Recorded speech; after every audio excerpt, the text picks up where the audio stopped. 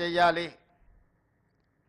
ఏ విధంగా విధి విధానాలలో మార్పు తీసుకొచ్చి అధికారులతో పాటు ప్రజాప్రతినిధులను కూడా ఒక బాధ్యత అప్పగించి ఒక సోషల్ రెస్పాన్సిబిలిటీ, ఒక సామాజిక బాధ్యతగా తప్పకుండా ఈ రెసిడెన్షియల్ స్కూళ్ళలో విద్యా ప్రమాణాలను పెంచాలి, నాణ్యమైన వసతులను కల్పించాలని ఒక దృఢ సంకల్పంతో ఈనాడు తెలంగాణ రాష్ట్ర ప్రభుత్వం ముందుకు వెళ్తుంది.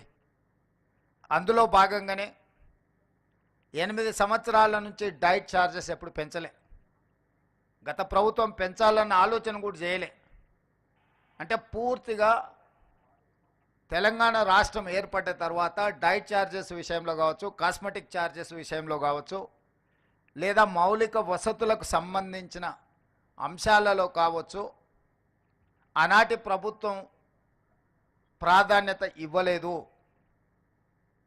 తద్వారా ప్రతిష్ట కలిగిన ఈ రెసిడెన్షియల్ స్కూల్స్ అన్నీ కూడా ప్రతిష్ట కోల్పోయి ప్రజలలో విశ్వాసం సన్నగిలే పరిస్థితి వచ్చినప్పుడు రాష్ట్ర ప్రభుత్వం స్పష్టంగా ఆలోచన చేసి మళ్ళీ ఆ విశ్వాసాన్ని పునరుద్ధరించాలి, ఒక నమ్మకం కలిగించాలి. ఈ ప్రభుత్వం అంటే ప్రభుత్వం మా కోసం పనిచేస్తుంది, ప్రభుత్వం మా ప్రభుత్వం, ప్రజా ప్రభుత్వం అని ఒక నమ్మకం, విశ్వాసాన్ని కల్పించాలన్న ఆలోచనతో సింగిల్ స్ట్రోక్లో డైట్ ఛార్జెస్ విషయంలో 40% ఛార్జెస్ పెంచడం ద్వారా నాణ్యమైన ఫుడ్ని ఈరోజు మన విద్యార్థులకు ఇవ్వడం ద్వారా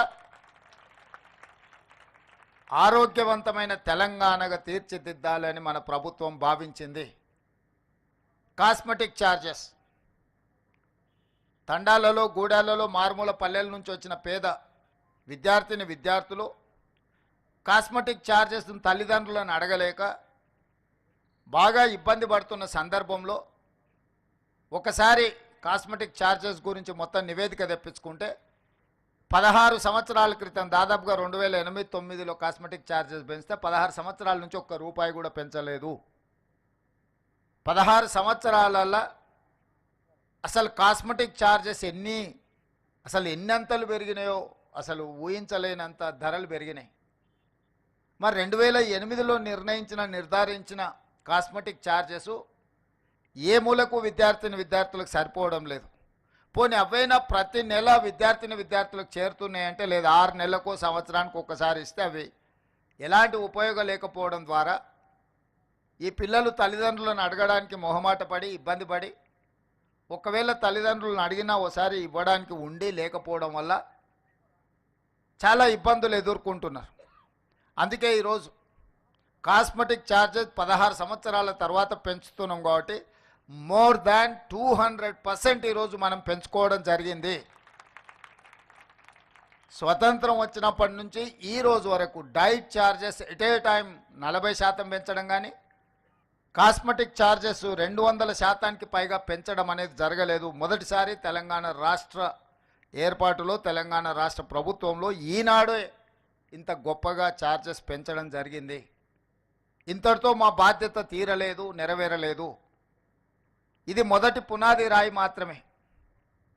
ఈరోజు నేను శాఖకు సంబంధించిన అధికారులతో పాటు బోధనా సిబ్బందికి, బోధనేతర సిబ్బందికి కొన్ని అంశాలు నేను ప్రస్తావించదలుచుకున్నా. ఈరోజు తెలంగాణ రాష్ట్రంలో దాదాపుగా 26,000 ప్రభుత్వ పాఠశాలలు, రెసిడెన్షియల్ స్కూల్స్ ఉన్నాయి, 26,000+. 26,000 పాఠశాలలలో విద్యార్థులు చదువుకుంటున్నది 23 లక్షల మంది. అదే ప్రైవేట్లో 11,000 పాఠశాలలు ఉంటే 11,000 ప్రైవేట్ పాఠశాలలలో ఈరోజు 33 లక్షల మంది విద్యార్థులు చదువుకుంటున్నారు. నేను సూటిగా మా ప్రభుత్వ టీచర్లను నేను అడుగుతున్నా, ప్రైవేట్ స్కూల్స్లో చదువులు చెప్తున్న వాళ్ళు మీకంటే ఎక్కువ విద్యా ప్రమాణాలు ఉన్నవాళ్ళ, మీకంటే వాళ్ళకి ఏమైనా జీతభత్యాలు ఎక్కువ ఉన్నాయా, మీ స్కూల్స్లో ఉన్న మౌలిక వసతుల కంటే ప్రైవేట్ స్కూళ్ళలో ఎక్కువ ఏమైనా ఉన్నాయా? మరి ఎందుకు 26,000 ప్రభుత్వ పాఠశాలలలో 23 లక్షల మంది విద్యార్థులు చదువుకుంటే 11,000 ప్రైవేట్ పాఠశాలల్లో 33 లక్షల మంది విద్యార్థులు చదువుకుంటున్నారు? గ్రామాలలో పేదవాళ్ళు కూలికి పోయి అయినా సరే కూడబెట్టి పిల్లల్ని ప్రైవేట్ పాఠశాలలకు పంపించాలి, ఇంగ్లీష్ మీడియంలో చదివించాలని వాళ్ళు నానా తాపత్రయపడుతున్నారు. నిజంగా మనందరి బాధ్యత ప్రభుత్వ పాఠశాలలో నాణ్యమైన విద్యను అందించడం ద్వారా ఈ పిల్లల్ని డాక్టర్లుగా, లాయర్లుగా, ఇంజనీర్లుగా, వివిధ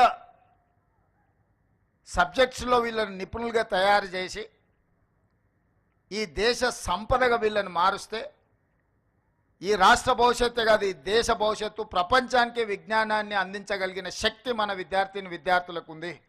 ఈరోజు అమెరికాలో ఉండే సిలికాన్ వ్యాలీకి వెళ్తే మన తెలుగు వాళ్ళు 60% ఉంటారు. ఈ మల్టీ టాలెంటెడ్ స్టూడెంట్స్ని మీరు ఎందుకు గవర్నమెంట్ రెసిడెన్షియల్ స్కూల్స్లో, ఎందుకు గవర్నమెంట్ స్కూల్స్లో నుంచి మనం ప్రొడ్యూస్ చేయలేకపోతున్నాం?